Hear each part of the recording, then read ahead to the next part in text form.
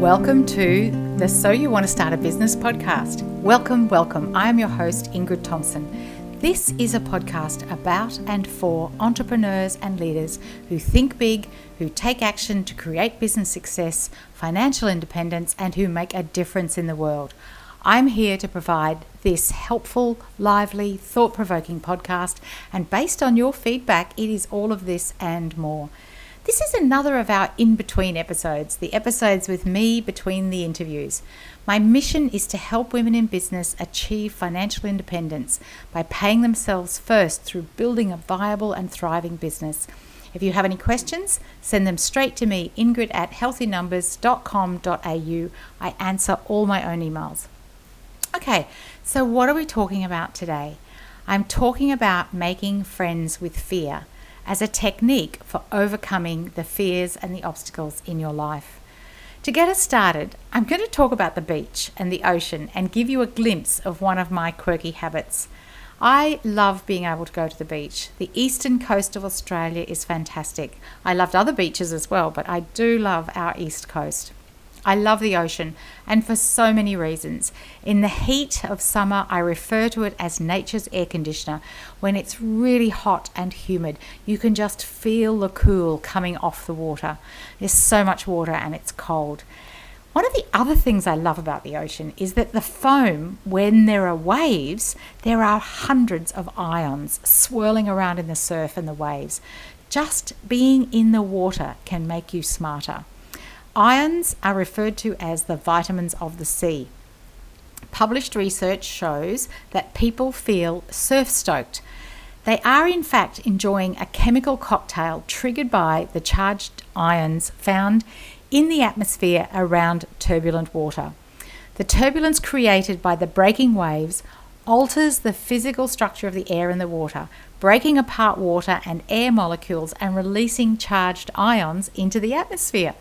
This disruption of ions gives us a boost of vitamins, a gift from the ocean straight into our lungs, which then means it goes into our blood supply, which means it makes us healthier and smarter. So anyway, you can read about that. I'll put the link in the show notes. So when I go to the beach, we walk down the sand and we get to the water, and I have what I call one of my quirky habits for getting my feet wet. That first moment when my feet get wet, and especially if I've been walking for a while with shoes on, and you know how you get your feet are so hot and you've walked for an hour or so and you feel that first swish of the wave and it's icy cold, and at the same time it feels so good.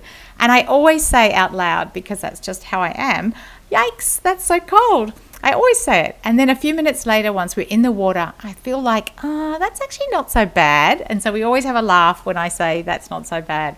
It's funny because it happens every time. Yikes, that's cold. And then a few minutes later, that's not so bad. So I love that feeling of the initial freezing cold. And we call that Wim Hof because Wim Hof is from Iceland, and he created this whole following of people who jump into icy waters. We know the Europeans have been doing that for years. Okay, so why am I talking about the icy water and, it's cold and, it's not so bad? Because in business, there's lots of times when we think, yikes, that's cold, hot, difficult, challenging, irritating. There's something, it's really not what we want to do. And then once we start to get used to it, we think, that's not so bad. So I promised you in the last in-between episode that I would talk today about fear and about a technique that I'm using to cultivate my friendship with fear. So I'll give you an example. So years ago, I was making a presentation and I knew my stuff and I knew I was fully prepared. I was wearing the right outfit. I had my shoes. I had my apprehension just wouldn't settle. I tried breathing, eyes closed, more breathing, had checked my slides, checked my videos, my pens, my whiteboard. Everything was good, all good. And still I had this feeling of apprehension. It persisted. And then I heard that little voice say to me, almost that I couldn't hear it. It said, Ingrid, this matters to you. This really matters to you. And that's why you have this butterfly apprehensive feeling. This is why you feel like this, because it matters. And the truth is, it did. It was a really important presentation and I wanted it to go well. Actually, I wanted it to go better than well. I wanted it to be fantastic. I wanted it to be amazing. So the word butterflies reminds me of another workshop that I did some time ago. That butterfly feeling persisted and it represented the fear I was feeling about the presentation, that it might not work, that it may not go the way I wanted. The fear that I would forget something important that I needed to say. The fear that all kinds of things, but it causes that butterfly feeling. I don't know, have you ever felt that apprehensive butterfly feeling, like there's something fluttering around inside you that you just can't get to settle? Maybe it happens when you have to phone a new client, when you have to call a client. I just had this discussion with a couple of my one-on-one clients this week. Ingrid, I'm so fearful about calling this client. I feel the fear. Maybe you get butterflies. You feel fearful when you're making a video, going live on Facebook, writing an email for your newsletter, putting a blog out into the world, like a Facebook post, a LinkedIn, an Instagram, a podcast episode. You know, there's lots of reasons that things happen in our business and we feel that apprehensive, fearful. So some of the people who've been listening to the previous in-between episodes where I've been talking about the 1% have contacted me and they've said, Ingrid, I want to stay true to my beliefs. I have this bigger game in mind and at the same time, I'm afraid to put myself out there in the world. Last week I talked about taking risks and it takes courage to take risks. So where do we get that courage from? To have courage, I believe, comes from acknowledging and becoming friends with fear. Not that punch it in the face, kick it to the curb approach that just seems to be so popular everywhere across the internet. I believe the best way we cope with the fearful feelings is to develop a friendship with fear. Let me tell you about this workshop I went to. Maybe like me, you enjoy understanding the neuroscience of how our brains work. Do you really like to know how our brains work? I certainly do. So our brain developed millions of years over evolution of millions of years, and it's such an important aspect to remember. Truly, in evolutionary terms, it's actually not that long ago that we were very much cave people. And what is the number one job of the brain? If you're thinking there, you're probably thinking, what is the number one job of my brain? And the number one job of our brain is to keep us alive. And specifically keep you alive by preventing you from doing new things. Please write that in your notebook. My brain's number one job is to keep me alive, keep me safe by preventing me from doing new things. And you can say it out loud again with me if you like. My brain's number one job is to keep me alive, keep me safe, and it does that by preventing me from doing new things. So you've heard of flight or fight or freeze. That's the brain keeping us alive. That's the brain protecting us. Millions of years of evolution, and at the very cortex of the brain, this is its main function, to keep us alive. All the things your body does is orchestrated by your brain. The new blood cells, the ones I was talking about as we're in the surf, when we breathe in and out, all the blinking, all these automated things, that's your brain doing its job to keep us alive. So let's think about how you spend your day when you're running a business. We're developing products, we're doing social media, we're writing newsletters, we're phoning clients. A lot of the things we do in business are relatively recent in the evolutionary development of our brains, because it's not that long ago that we weren't doing any of these kinds of things. So for the brain, from the brain's perspective, so much of this is new. The brain is still catching up with the evolutionary side of things. And this is such an important thing to remember. When we feel these feelings that we have, that the brain is still very much in its primitive, it hasn't evolved very far from this key job of keeping us alive.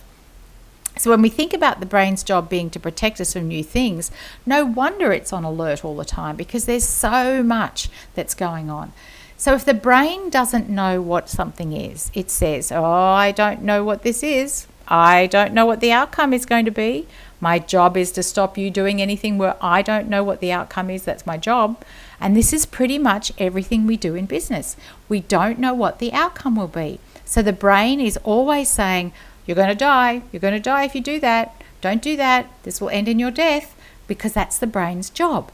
We will forever be in this dance with fear. When I first heard this, I thought, that just makes total sense. And I realized that the part of me that makes me strong and makes me healthy and keeps my body function is also the part of me that can actually help me to do what I need to do. So let me say that again. I realized that the part of me that makes me strong and healthy and keeps my body functioning is also the part of me that can actually help me to do what I need to do. The brain wants us to be alive and to survive, and it's doing its job when it tries to stop us doing anything that could harm us, like playing a bigger game in business, like putting ourselves out there on the video, like producing new products, calling new clients, all the things we need to do to be successful in business. And so for everyone listening, your list will be different. As your brain becomes familiar with something that you do or have done, and we don't die and the alarms don't go off in the same way. For example, I've been running livenars over in my Healthy Numbers Facebook group, Healthy Numbers Profit Lab. If you want to check it out, link is in the show notes, Healthy Numbers Profit Lab. Has there been a fear about doing those weekly livenars? Absolutely. I was fearful on the first one, and I was fearful on the second one, and the weeks that I've been doing them. And each week, you know what? It gets a little bit less fearful. So what changes? Each time I do one and I don't die, my brain says, okay, we did that. Okay, you're still here. You're still safe. Everyone's still here. Maybe this is a thing we could do again. Okay, so maybe this is a thing we can do again. I remember years ago, I ran a series of classes over 5 weeks. And 2 of the nights I showed up at the venue and no one came. No one came. And I thought to myself, what do I do? And then I thought, you know what? I am just going to act as if.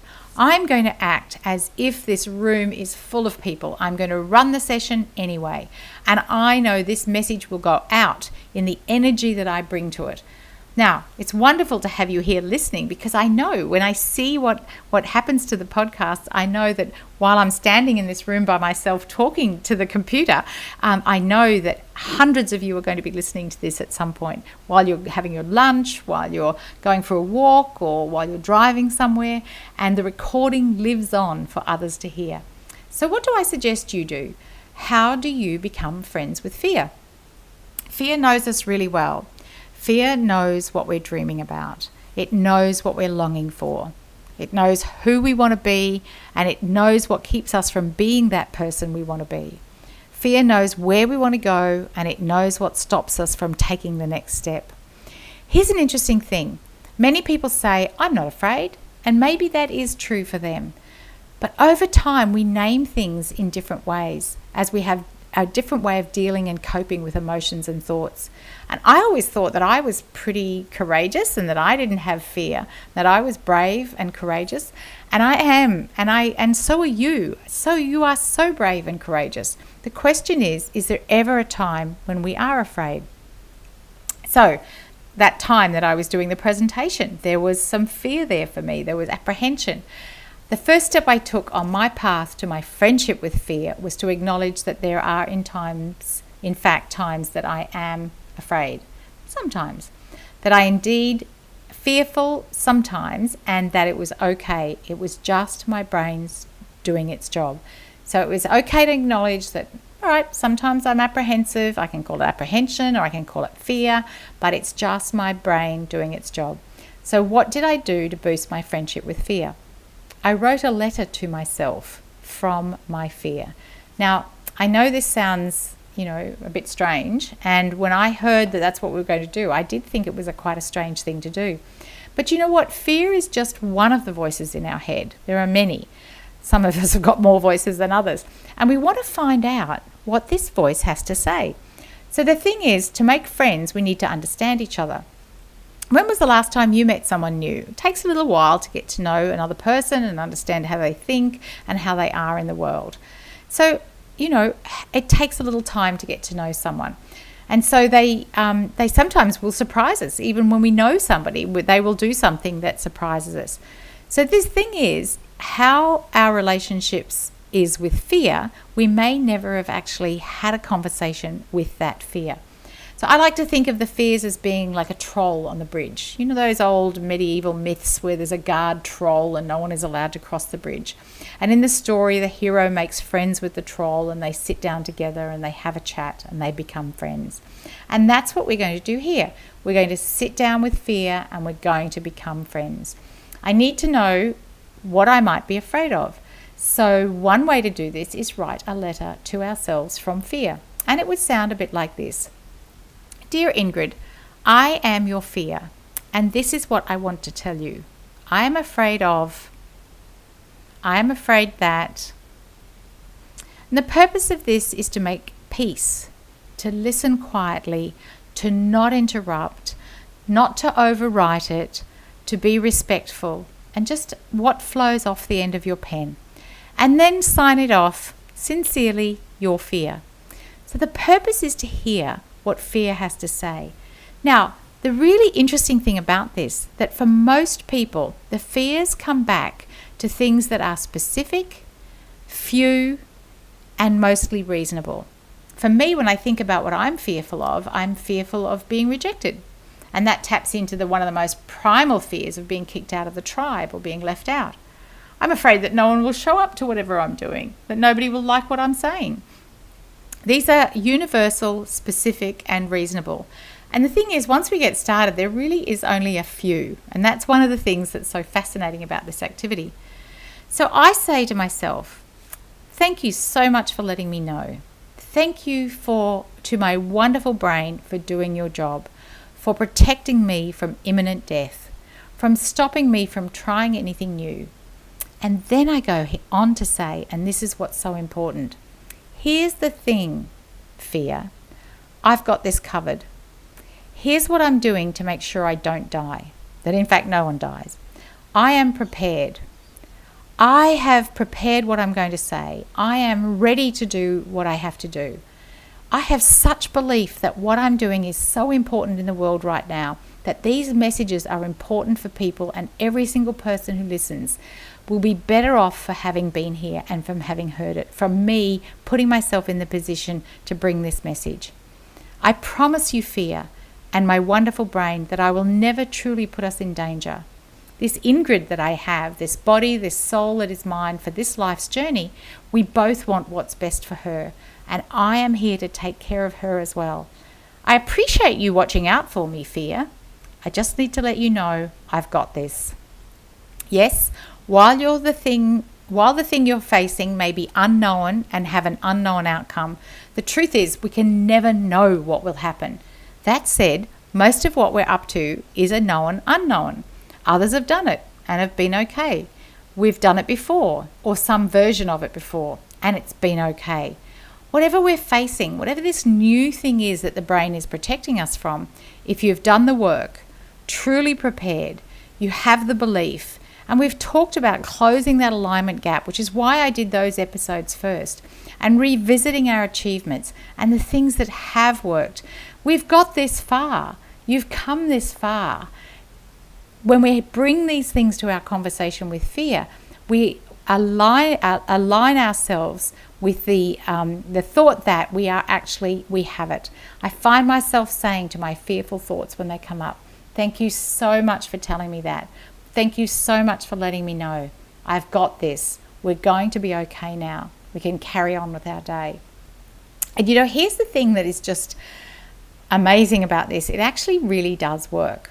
So one of the other triggers that truly helps me is that butterfly feeling I mentioned. And I think about butterflies and I think about how beautiful they are, their lightness, and how they are truly beautiful and they bring joy. And the reason that many plants exist is because of the butterflies pollinating them and sharing the pollen around. So butterflies are our friends, and so too is what I call that butterfly feeling, because it represents that this matters to you, that whatever it is that you're feeling fearful about is because it matters. So the butterflies in the fear is our friend, and it's doing its job, and we are okay. So as I bring this to a close, I leave you with two activities.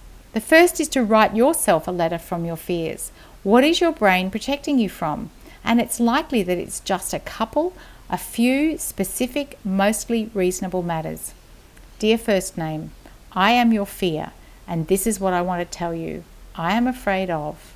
I am afraid that. And the purpose of this is to make peace, to sit quietly and not to interrupt, not to overwrite it, to be respectful. Then sign it off, sincerely your fear. And the purpose is to hear what your fear has to say. And then the second is remind and let your fear know that you have this covered. You've done the work. You've done the preparation. You know what we're in for. You know what's going to happen when you lift that phone and make that call. You know the likelihood of what's going to happen when you put that Facebook Live out. Your belief is so strong that what the work that you're doing matters, like we talked about previously in closing that alignment gap. You let your fears and your brain know we are going to be okay. So, what I say to myself as well is I'm surrounding myself with people who can help me. I've done the work. This works for other businesses. We're going to be okay. Thank you, brain, fear. I've got this. So say it with me. I've got this. It's going to be okay. Thank you for trying to protect me. We're going to be okay. So one of my favorite quotes from the wisest woman is Eleanor Roosevelt. And I love this quote from her. You gain strength, courage, and confidence by every experience in which you really stop to look fear in the face. You must do the thing you think you cannot do. I love this. You must do the thing you think you cannot do. And you know what I'm thinking? I'm thinking that this is a challenge. That this is a challenge to all of us. We must do the thing that we think we cannot do. We've faced a lot this year, and I know as we're bringing the last couple of months of 2020 in, and I know huzzah is what some people are saying. We've faced a lot of fears this year. So, you are building that resilience muscle. You are building that muscle that knows how to ally those fears. We are solid in who we are and who we have become. All right, you've got your 2 activities. You know what your brain's you're going to find out what your brain is protecting you from, and you know what you're going to say to reassure your brain, I've got this. So onward. If you know someone else who would like to hear this message, share this episode with them. Share it with your friends, share it with your team, with your family, your business colleagues, and other business owners who would benefit from hearing this message. Please jump into iTunes or wherever you're listening and let me know about your friendship with fear. Put it there in the reviews. I would love to see it there. We are all working on how to achieve financial independence through making profit first and paying ourselves more. What action are you inspired to take today? Till the next time, Ingrid Thompson saying thanks for being here.